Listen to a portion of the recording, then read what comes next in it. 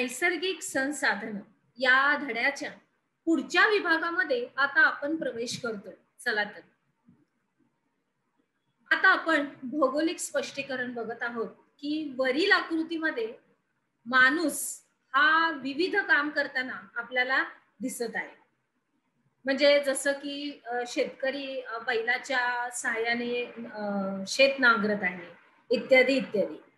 आणि या माणसाची प्रत्येक कृती ही निसर्गातील कोणत्या ना कोणत्या घटकांशी संबंधित अशी आहे आणि त्या प्रत्येक घटकाचा आपण विचार आता करूया. तर आकृती 8.2 मध्ये बैलाच्या सहाय्यानं शेतकरी जमीन नांगरताना आपल्याला दिसत आहे आणि शेतकरी जमिनीवरील मृदेचा थर नांगरून जमीन कसण्यायोग्य करत आहे. आणि मग या कसलेल्या जमिनीतून विविध प्रकारची तो पिकं घेतो आणि या पिकांच्या उत्पन्नातूनच स्वतःची आणि इतरांची अन्नाची गरज तो भागवतो. अन्नाची म्हणजे आपल्या जेवणाची, आपल्या उपजीविकेची. बरोबर. परत मुद्दा मी स्पष्ट करते की या कसलेल्या जमिनीतून शेतकरी हा विविध प्रकारची पिकं घेतो आणि या पिकांच्या उत्पन्नातून स्वतःची आणि इतरांची अन्नाची गरज भागवतो. आणि मग हे सगळं करण्यासाठी जमिनीवर निसर्गामध्येच उपलब्ध असलेली मृदा तो संसाधन म्हणून वापरत असतो. आणि मृदा म्हणजे काय? तर मृदा म्हणजे माती. पण आपण जेव्हा शिकतो आपल्या भौगोलिक दृष्ट्या आपण माती न म्हणता त्याला मृदा या नावाने त्याचा उल्लेख केला जातो. मग या मृदेचा वापर हा जगात सर्वत्र केला जातो आणि म्हणूनच मानवाच्या शेती व्यवसायामध्ये मृदा हे एक महत्वाचं नैसर्गिक संसाधन आहे. पुढे बघूया की मृदा निर्मिती प्रामुख्याने मूळ खडक, जो मूळ खडक असतो, हवामान, जैविक घटक, जमिनीचा उतार आणि कालावधी या सगळ्या घटकांवर अवलंबून असतो. तर आता कसं आहे की मृदा कशाची बनते? तर मृदा ही खडकाची बनते. मग त्या खडकावर कशाचा परिणाम होतो? हवामानाचा होतो. काही जैविक घटक असतात, काही जमिनीचा उतार, काही कालावधी, असे सगळे ऊन, पाऊस, आपण बघतो ना थंडी, या सगळ्याचा मारा होऊन तो खडक फुटतो. मग फुटून फुटून फुटून फुटून फुटून त्याची माती होते. म्हणजेच काय? तर ती मृदा, ही मृदा निर्मिती होते. म्हणजे यापैकी हवामान व खडकांच्या प्रकारानुसार वेगवेगळ्या प्रदेशामध्ये निरनिराळ्या प्रकारची, परत एकदा सांगते, यापैकी हवामान व खडकांच्या प्रकारानुसार वेगवेगळ्या प्रदेशामध्ये निरनिराळ्या प्रकारची ही मृदा तयार होते. आणि मृदेची निर्मिती ही अत्यंत संथपणे होणारी एक प्रक्रिया आहे. म्हणजे परिपक्व मृदेच्या निर्मितीसाठी खूप मोठा काळ लागतो, अगदी मोठा काळ.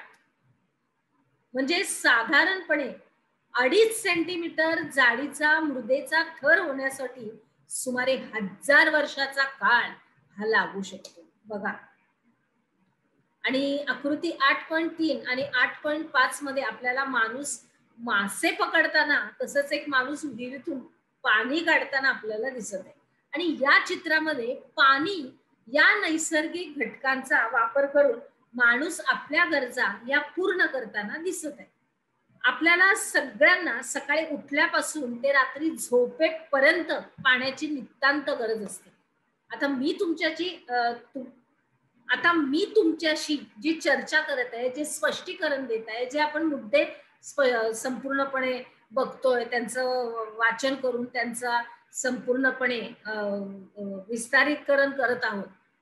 आणि मला बोलताना सुद्धा कशाची गरज आहे? पाण्याची. मी सुद्धा पाणी पिते. म्हणजे काय?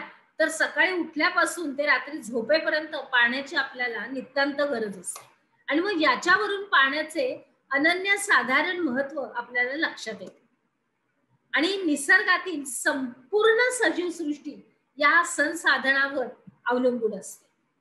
आता आकृती 8.9 आपण बघूया की यामध्ये सागराच्या पाण्यातून आपण मीठ मिळवतो हे दाखवले आहे. आता दैनंदिन जीवनात ते आपण नेहमी वापरतो. आता आपण बघूया की पृथ्वीवर एकूण पाणी किती आहे. आपण बघतोय 100%. पृथ्वीवरचं हे 100% पाणी असलं तरी आपल्याला वापरण्यायोग्य असं किती पाणी आहे. 3%. आणि पृथ्वीवरील वापरण्यास उपलब्ध पाणी 0.003%. बरोबर. मग आता पृथ्वीवर मोठ्या प्रमाणात पाणी उपलब्ध आहे. बरोबर. आता यातलं काही पाणी हे वापरण्यायोग्य आहे. म्हणजे कसं की आपण प्यायसाठी वापरतो ते वेगळं आहे. आपण काही घरगुती कामासाठी वापरतो ते वेगळं आहे. आणि बरचसं पाणी हे खारट आहे. खारट म्हणजे समुद्राचं पाणी आपण पितो का. नाही. मग वापरण्यायोग्य पाण्यापैकी अत्यल्प हे पाणी सर्व सजीव हे वापरू शकतात. तेवढं पाणी देखील सर्वांना पुरेसं असेल. बरोबर. आलं लक्षात. कशी संसाधन आपण वापरतो, पाण्याचा कसा वापर करतो, कसा मृदेचा आपल्या जमिनीतल्या मातीवरचा कसा म्हणजे भौगोलिक दृष्ट्या मृदेचा आपण कसा वापर करतो, प्रत्येक गोष्ट आपल्याला विस्तारित रूपात अशी दिलेली आहे. आता पुढे बघूया नदीकाठच्या प्राचीन संस्कृती.